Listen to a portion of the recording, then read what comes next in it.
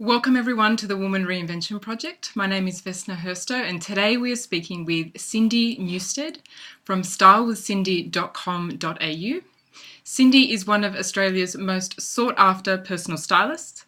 She is a creator and presenter of the biannual Style Review Runway and the author of You Are More Than Just Your Bits. Welcome, Cindy.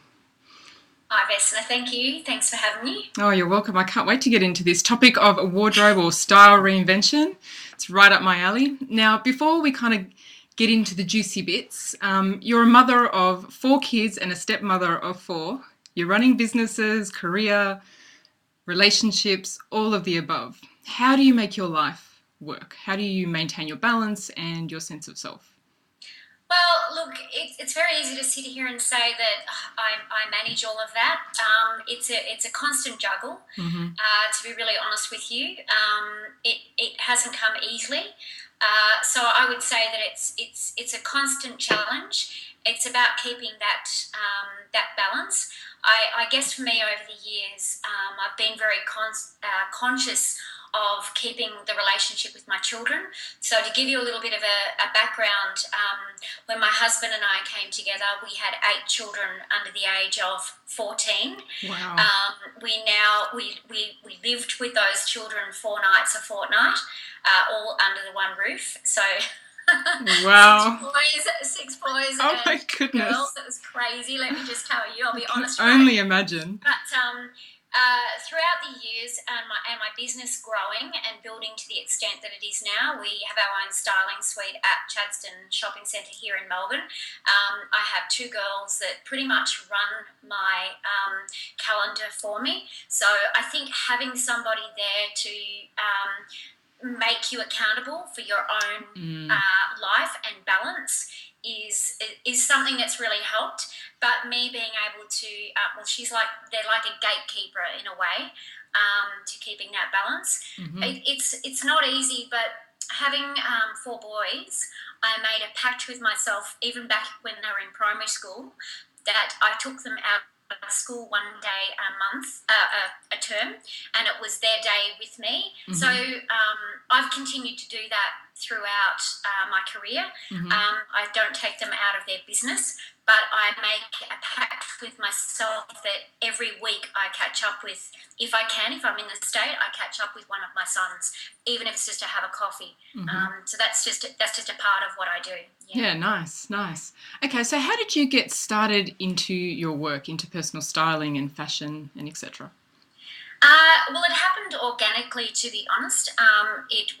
We were in a business group, and one of the sections of that group, or of that course, was on Hayman Island, and we had to dress the person next to us for success in business.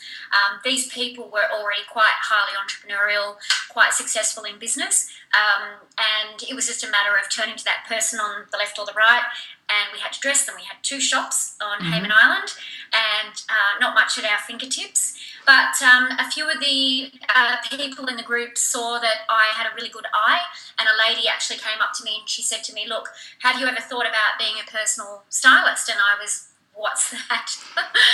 No. And at that particular stage, I was in those early stages of juggling 8 children. Wow.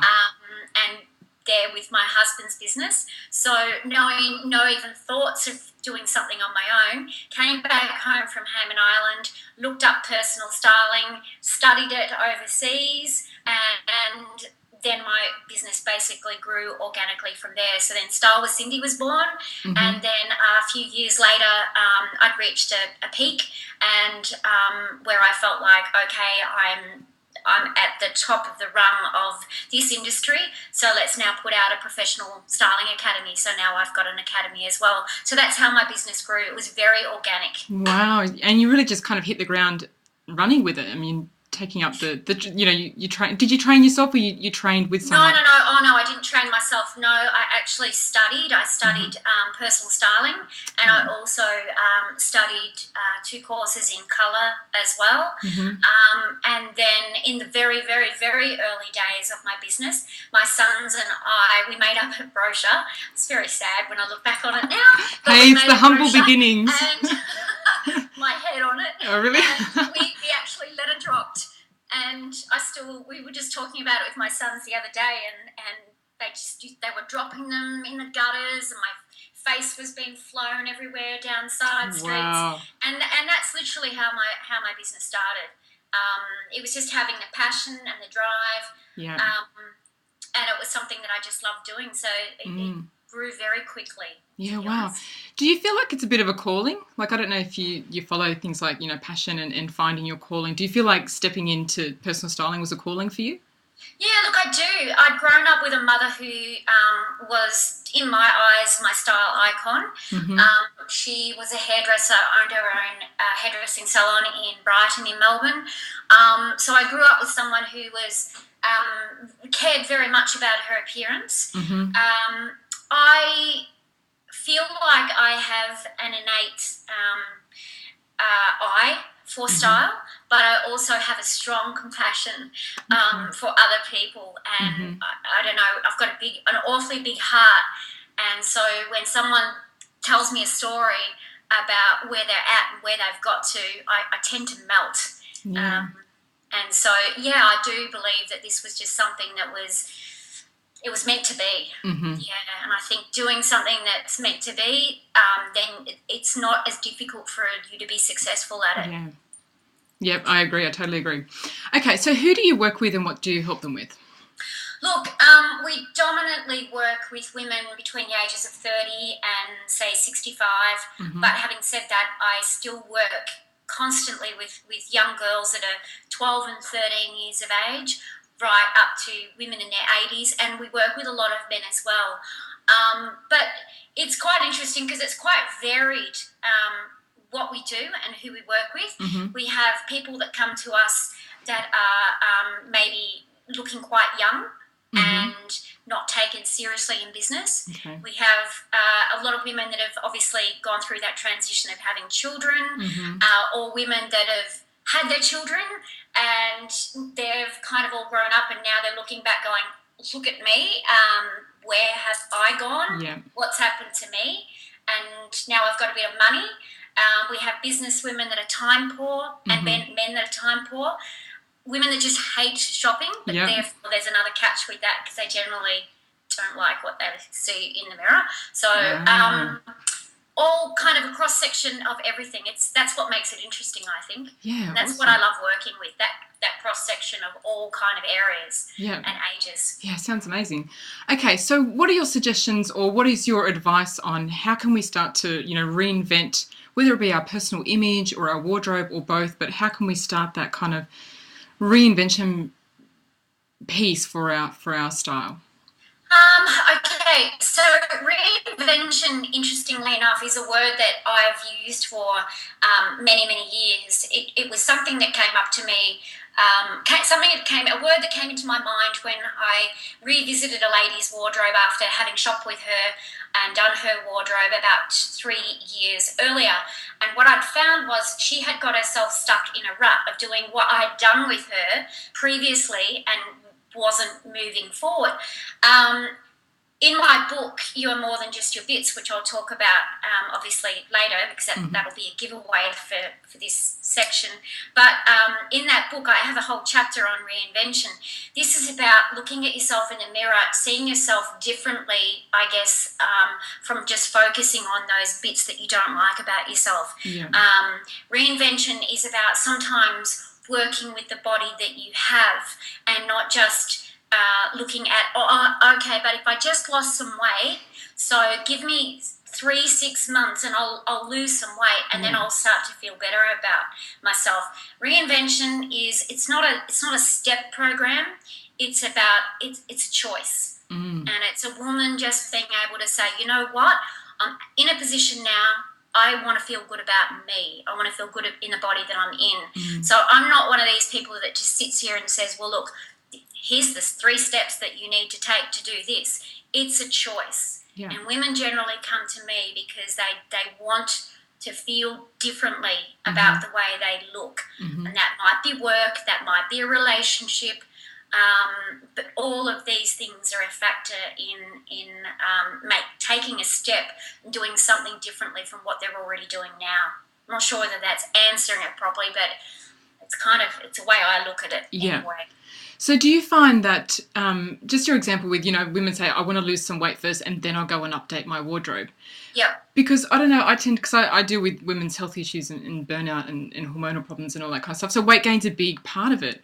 And so what I find is that if women are doing something really nice for themselves, whether it be buying a nice piece of clothing or whatever it is, that they feel so much better that they actually start to they start to lose weight, they start to feel better about themselves and do the stuff that's going to help them to lose weight. And that's my point. So we're on exactly the same path here.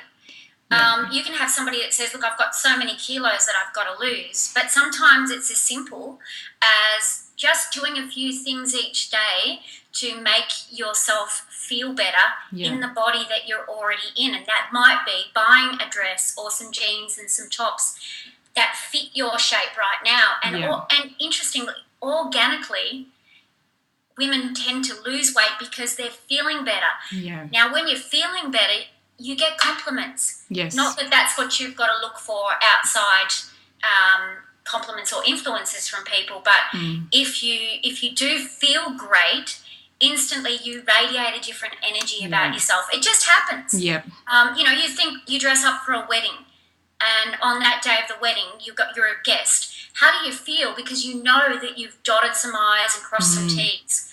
You know that you've got everything pretty smick on that day. So generally your posture, your whole energy, your levels are different. So imagine if we were able to rotate that into every day, 7 days a week. But women don't tend to do that. Yeah, it's so true. So really the idea would be to start with that, if you want to start feeling better. Like I remember my dad always used to say to us growing up, he goes, if you don't feel good on the inside, and this is probably not the best holistic advice, but it still works at times. If you don't feel so good on the inside, dress yourself really nicely on the outside because that'll pull you across. So that'll help to carry you, like it's not the way to treat what's not happy inside, but I just find when I really get myself dressed up and nicely dressed for the day that I just feel so much better about the day.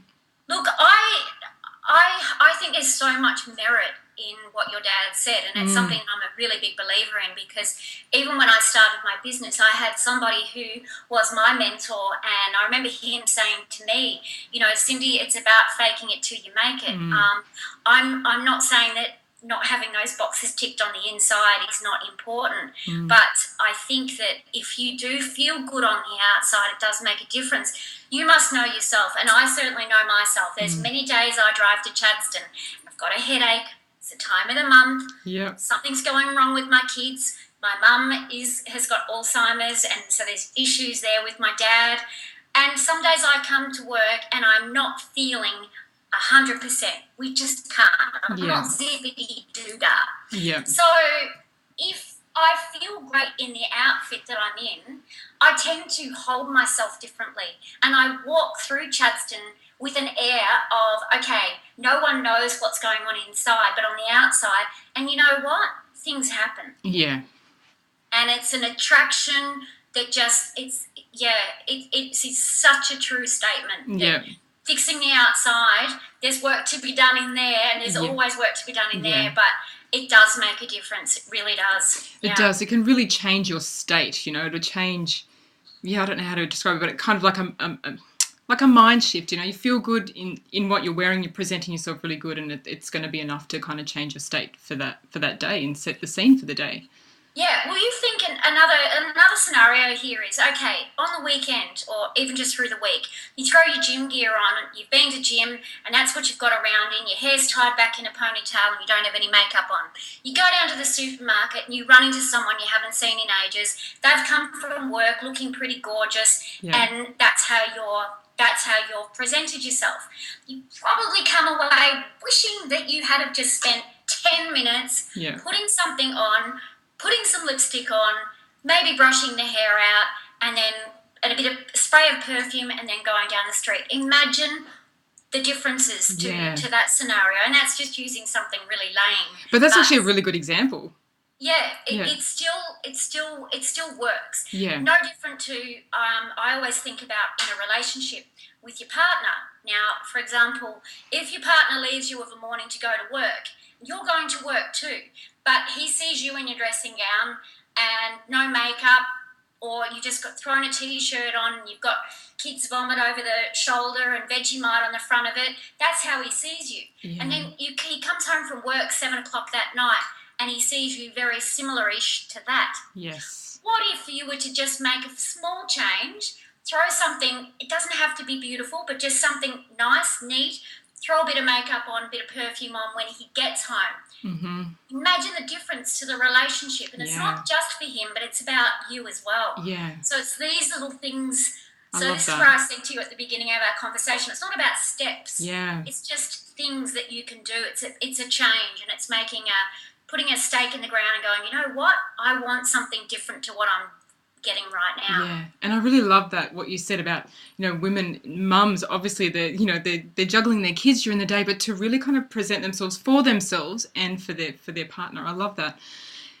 Do you find a lot of women, like, what's their resistance to kind of making that reinvention? You know what it is?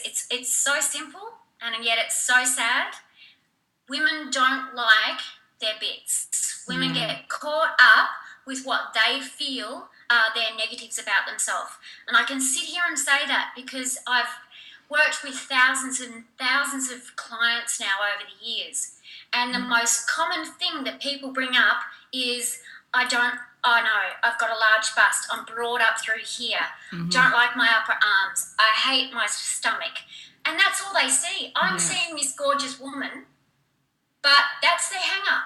Yeah. That's their main hang-up, and therefore then it just knocks their self-esteem and their confidence. Yeah. And that's the most common reason that women don't move forward.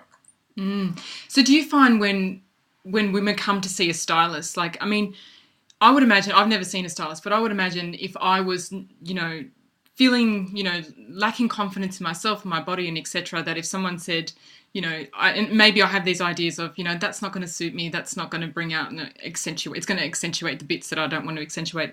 Working with a stylist, how much of a relief do women get, or an insight, or just walk away feeling like, oh my goodness, I didn't even know that this would all work for me? Like, is it kind of really, you know, kind of life-changing for them to see that they can wear all of this stuff?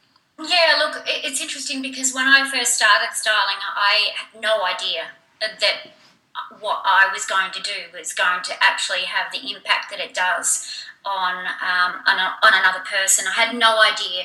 And I guess my reason for starting my book many years ago was I was just getting, not because I was asking for it, but I was just getting incredible amounts of feedback and heartfelt emails from people who were telling me how it's just changed the way they feel about themselves. It's changed their life. It's, you know, women cry. They look at themselves in the mirror with me and say, you know, are these trick mirrors? And I say, no, it's just that it's the right cut and the right style for you. The difference that we make is mind-blowing because I look at them through a different set of eyes. They see themselves every day, so they're only focusing on the bits that they don't like. Yeah. They're seeing those bits that they feel is a real stumbling block. I mean, a sad story, if I've got time for this, is just a few weeks ago I went and did a girl's wardrobe. She was given me as a gift voucher by her husband. Now, she's about 33, 36 years of age, 2 young children. The youngest was 2. She was a size 10, gorgeous looking girl. And I was doing a shop with her in a couple of weeks' time after the wardrobe. And once we got started, and we went into the bedroom to start the wardrobe audit, I said, do you have a full-length mirror? And she said, no. Well, I do, she said, actually, but it's under the bed. I just can't look at myself. Wow. Now, I'm not kidding. I'm not a pervert, but I did get the chance often to look at her body when she was getting dressed, and I'm thinking, my God, you know, what is there not to like? She is beautiful. Yeah. And a gorgeous body. You know, even myself, I've got a small tummy. I call it my Tyson, Clayton, Blaine and Chase tummy. So Okay. four boys, and when I roll over, Tyson, Clayton, Blaine and Chase roll over. You know, we've all got our bits. We've all got our bits. But while you don't see it and I don't show it to you, I don't have a problem with it. Yeah. But here she is. stunning. And got a full-length mirror under the bed. So the impact, the change that we make, and when I did her wardrobe, she just found that so cathartic. And then when I took her shopping, it was tears of, oh my God, I can't believe that I'm in these clothes. Yeah. And it's just somebody else seeing her differently, and putting a different, because so many women cover up. Yeah. They use so many layers to cover up. And it's just so sad, because underneath is this beautiful body. Yeah. Where there might be some lumps and bumps and bits and cellulite and little tummy that wasn't there once upon a time. But that's life. Yeah. That's like wrinkles. Yeah? Exactly. We've all got them. Yeah. Jowls and things like that. It's a part of smiling and living in life, and stretch marks, children. Yeah. It's part of our natural evolution. Yeah, I don't know about you, Vesta, but if you ever had a moment where or maybe you've got a girlfriend, somebody that you know that walks into a room and she's, a larger lady, but she just owns it. Yeah. That's a confidence that's what I aim for with my clients. Someone that feels good in the body that they're in. I think love it all, but yeah. Do you know I've got a really good friend who's probably, I don't even know what size, maybe a size 12, but honestly, she's stunning, and after she had a child, she put on a bit of weight, but she owns it. She absolutely owns her body. She goes, my butt's big and I totally own it. It's mine. And when she walks into a room, the men are just always just checking her out up and down, because she's totally owning her body and her size. And not that she's a big size anyway, but it's that presence that she gives off by owning it. Yeah, well, the women that I was thinking of were more up in the size 26, so I totally agree with you. I don't think it matters what size you are, because there are just as many women that are size 4 who have a real issue with the body that they have. And I've got so many women that I think of, but I'm talking even like women, there's so many clients that I can think of, but I grew up with family, friends. One in particular, she's no longer alive, but she was amazing. Just this large as life lady, beautiful person, soft, gorgeous face, always immaculately dressed. She would have been about a size 26. And yet she just, like you said, that's a draw card, because it's an energy, it's an attraction, it's being feminine, and that's what we are, feminine, masculine, so that's what we appeal to. Yeah. And that's just having a truth and an honesty about, okay, this is who I am, this is where I'm at, and moving forward from there. Yeah. But, having a stylist, a lot of people, I think that it's quite superficial, but it's not. It's like any area of your life that you get help. Like if you were a designer, a home interior designer, I might have a good eye, but it's so good to have somebody come in and say, okay, but Cindy, have you thought about doing this and these colours? And I go, oh wow, yeah, that's amazing. Somebody, and that's what we are. Yeah. Coming and we're reinventing you and redesigning you, and looking at you in a way that you hadn't thought of. Yeah. Putting you into a cut of jeans that you thought you couldn't do, or that would be better for you to tuck in those little lumpy bits, or this style of jacket's going to give you more shape rather than a double breast because it's going to overwhelm you, or it's just those kinds of things. Do you know, whenever I've gone into like a really good store and I've tried something on, and the lady will sometimes go, oh, try this and I think it'll really, really suit you. And I look at it and I don't know about that. And when I put it on, I think, oh my goodness, this is amazing. I would never have picked this out for myself, And so that would be the experience that women get with you, but except for, 100 times more, because you're completely reinventing. Yeah. But I know exactly what you're talking about when you say that yes, someone else can see it, or, a professional eye can see it better than what we can ourselves. Exactly right. So that's what it's all about. Yeah. Do you find that I find when I go to Europe, women are much more accepting of their bodies and their bits? Yeah, look, I've found that myself too. I really have, just even on the beaches, and I mean, they generally are, I find, in Europe very, very, very super stylish, especially in somewhere like Italy where there is a high focus for women on their appearance and men as well, to the detriment of quite a lot of other things. That's just the way they live. So they very much care about taking care of themselves. But I also, in the same breath, I also do believe that they you know, if they are a little bit lumpier or a little bit larger in size, they don't have the same hang-ups that we do here. And I don't really know why that is. It might just be something to do with the culture, and maybe that there's more of an acceptance of beauty over there. I don't know. I think we're just so focused over here on being pencil thin. And I do believe that's changing. Even with the runways that I do, you know, my runways that I've developed over the years, you know, they're real women, real clients of mine, lumps and bumps and all, you know, all sizes.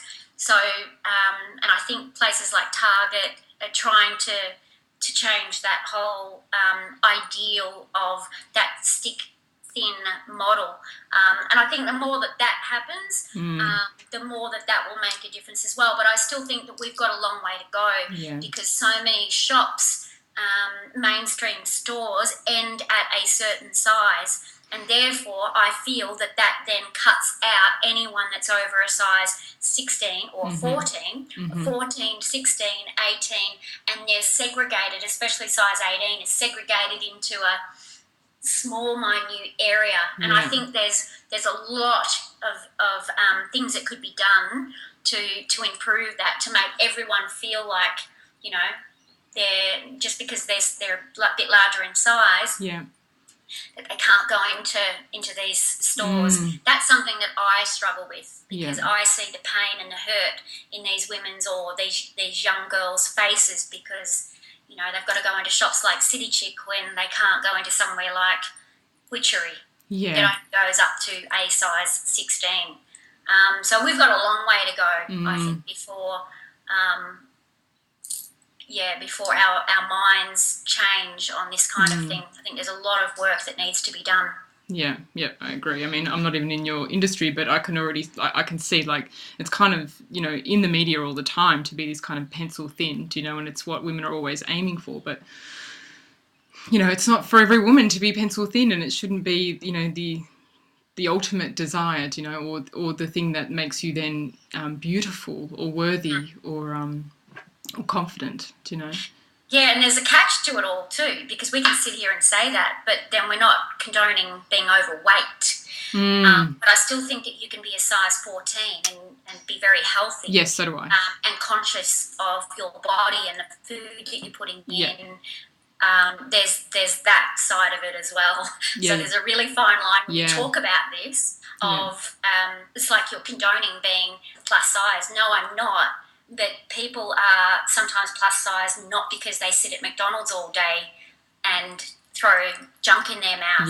There are other factors. So I still think I totally agree. And you can be healthy at any size. I mean, there's definitely a big scientific, you know, evidence for that you can be healthy at any size. There are definitely other factors that play into it, particularly hormones, but even if it's not hormones, that could just be your body type, do you know, and you need to embrace that. And depression and all sorts of things that women suffer, and therefore obviously weight goes on. So I mean, it's such a can of worms, isn't it? I mean, it's a subject that we could talk about all day. I find it fascinating. But I certainly don't sit here on my high horse like I know everything. I only know what I deal with and why the women come to me. And I just wish I had more arms and legs to be able to go out there and do more things and make bigger changes. But I can only make the changes to the people that actually come to me that I can touch. That's the way I look at it anyway. Awesome. Well, you've definitely given me insight into how a personal stylist works and how reinvention, how you see reinvention. And I love the way that you see it, because it's not about, you know, you need to have these particular bits and pieces or wear this particular dress, but it starts with a choice. It starts in here, you know, and really owning your body. So I love that. So if people want to find out more about your work, where can they go? Well, you can go to our website, which I think you've got a link there for that. Yep, there'll be a link. So that's below Style this with video. Cindy. And then we also have the Professional Styling Academy as well, and that's if somebody wants a career change and wants to obviously do what I do. You have a strong passion for caring about other people, and you have a love for fashion. It helps that I have an addiction to spending money on clothes, so therefore I get to help other people do the same. do that, spend their money for them. Yeah, awesome. Yes, that's how you. How long's your academy for? Beg your pardon? How long does the academy take to finish the training? Well, we have 4-day styling courses, which is the foundation course. So that basically, then this isn't rocket science, but there's obviously a lot to it, and it's quite intensive. Yeah. And then we have other courses. So we could have obviously turned it into something very big and long and expensive, but we chunked the courses down so that everybody's different, and you can do it at different levels and branch out and do other courses if you felt the need. So, do you find women do the courses for themselves? I don't know whether that's completely different. Yes and no. There are some women out there who are very, they just enjoy fashion. Yeah. And they figure, well, you know, I don't really care if I don't make money out of it. I'd like to do it, and then I'd like to be able to help my friends and family. And some women do it from a charity point of view. You know, they are involved in charity and helping women get back into the workforce and things like that. So they'd like to actually have some skills.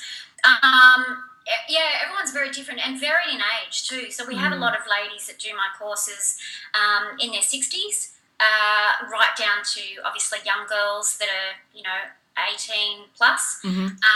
We also have a fashion course, and that's more for someone who wants to do the editorial and the runways and photo shoots and that kind of thing. But the personal styling is it tracks a lot of different age groups. But women are organically going to learn about themselves doing the course because everything's done on them. Okay. Well, so everything's about them, and it, you know, it's obviously learning how to touch and feel and be okay with that. And measure up another woman and be okay with that as well. So, but you know, I think the personal styling side of it has become an industry that's become much more aware. Women know what we do now. Yeah. Whereas, you know, when I first started, I'd have to explain it. Yeah. Because people wouldn't know what a personal fashion stylist was. They just look at me with glazed eyes. Oh, so what does that mean? So it is something now. It's a bit like personal trainers. You know, years ago, personal trainers were very rare, and I used to think that you had to be very rich and famous to have a personal trainer. Yeah, wow. Now, everyone's got one, exactly. Well, everyone should get a personal stylist. I would definitely love to have a personal styling session. That sounds amazing. Yeah, it's a gift. It's a real gift.